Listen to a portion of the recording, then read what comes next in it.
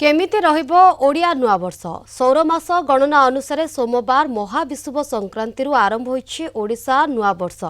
कालिठू प्रचलन होइछि नूतन पांजी। चलित वर्ष राज्य में समयोपयोगी वृष्टिपात और उत्तम फसल उत्पादन हेबो बोली पांजीकार गणना करिसेंति। मात्र शनिक अवस्थिति जोगु राज्य में बन्या और बात्या भय पारस्परिक कलह भूकंप आशंका रही। उपकूलवर्ती अंचल में बारंबार लघुचाप जनित वर्षा जोगु बन्या परिस्थिति सृष्टि हेबार आशंका रही। अनुरूप भाव में मंगलांक अवस्थिति जोगु राज्य और प्रजांक मध्य अविश्वास वातावरण सृष्टि हेब। राज्य में राजनैतिक वातावरण सरगरम रहिबो। ए वर्ष 4 थर पंचग्रहकूट थिबारु बारंबार रास्ता दुर्घटना, व्योमयान दुर्घटना, चोरी डकायती और हिंसा जोगु धन जीवन हानिर संभावना रही। एने वरिष्ठ ज्योतिर्विद हरिशंकर मिश्र सहित अधिक आलोचना करिसेंति आम पुरी प्रतिनिधि पिंटू साहू।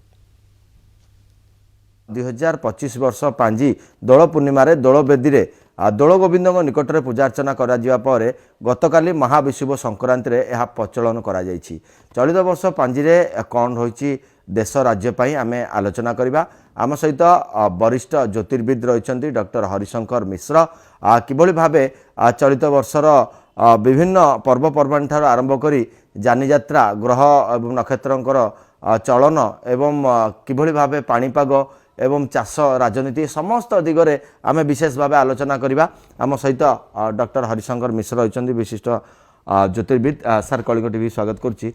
जे चलित वर्षर जो पांजी थिला दोल पूर्णिमा पूजार्चना पर गत काली ठारू एहाकू प्रचलन करा जायछि।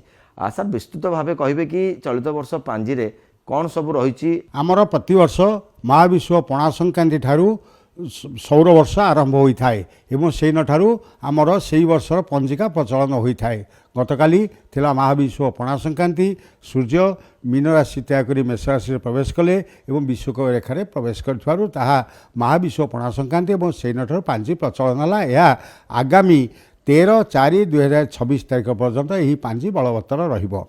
आमर पांजी रे प्रत्येक प्रकार सूचना थाए। जदि आम गोटे दिग आलोचना आरंभ करवा ताले चलित वर्ष 2टी चंद्रग्रहण घटिबो।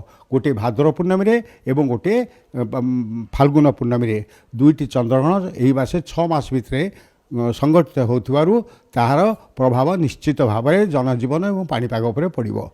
जब ग्रह मानकर स्थिति चिंता करवा आमर 29/3/2025 तारीख दिन शनि मीन राशि प्रवेश करछंती। आगामी 15/5/2025 बृहस्पति वृष राशि त्याग कर मिथुन राशि जीवे।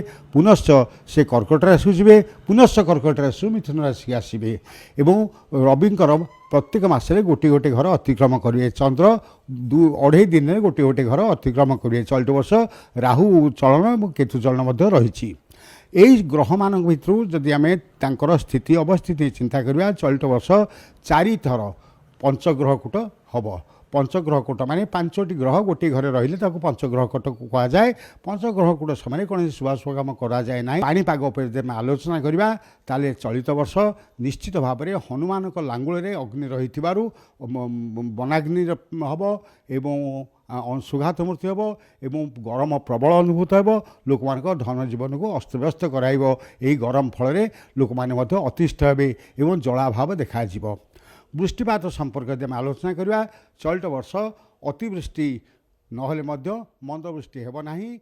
10/6/2025 ठारू सेप्टेम्बर नवेम्बर मास मध्य ओडिशा रे कृषि बात्या बन्या निश्चित भाव संगठित हम।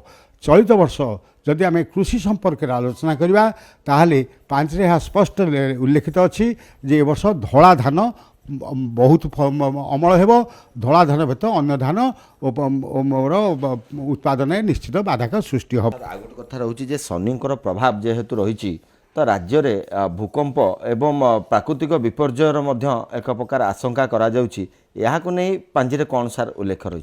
शनि जिते मीन राशि की गमन करनी शनि एक क्रूर ग्रह एवं से विचारपति तांकर कौन लोक माने किसी कुचिंता कुभावना करे शनि प्रति क्रोधित होती। किंतु साधारणतः शनि टे क्रूर ग्रह होता हेतु ये शनि चलन फल राजा प्रजा गणतंत्र शासन जहाँ नवा मंत्री एवं ନାଗରିକ ତାଙ୍କ ଭିତରେ ଟିକେ ତିକ୍ତତା ସୃଷ୍ଟି ହେବ, ଦୂରତା ବୃଦ୍ଧି ପାଇବ ଏବଂ ସାଧାରଣତଃ ମୀନ ମାସରେ ଶନି ରହିଲେ ଦରଦାମ ବୃଦ୍ଧି ହୁଏ, ଲୋକଙ୍କୁ ଭିକ୍ଷା ମିଳେ ନାହିଁ, ଭିକ୍ଷା ଏଇବ ବାଧକ, ଲୋକମାନେ କେହି କାହାକୁ ସହାୟତା କରିବା ପାଇଁ ପଶ୍ଚାତପଦ ହୁଅନ୍ତି। ଶନିଙ୍କର ଏଇ ମୀନ ରାଶିରେ 2 ବର୍ଷ 6 ମାସ ଅଧିଷ୍ଠାନ କରୁଥିବାରୁ ଏଇ 2025-26 ମଧ୍ୟ ତ ସେଇ ଫଳ ମିଳିବ। ଲୋକମାନଙ୍କ ମଧ୍ୟରେ ଟିକେ କ୍ରୋଧତା ଆସିବ, ଶାସକ ଏବଂ ଆମର ନାଗରିକଙ୍କ ଭିତରେ ଦୂରତା ଟିକେ ବୃଦ୍ଧି ହେବ।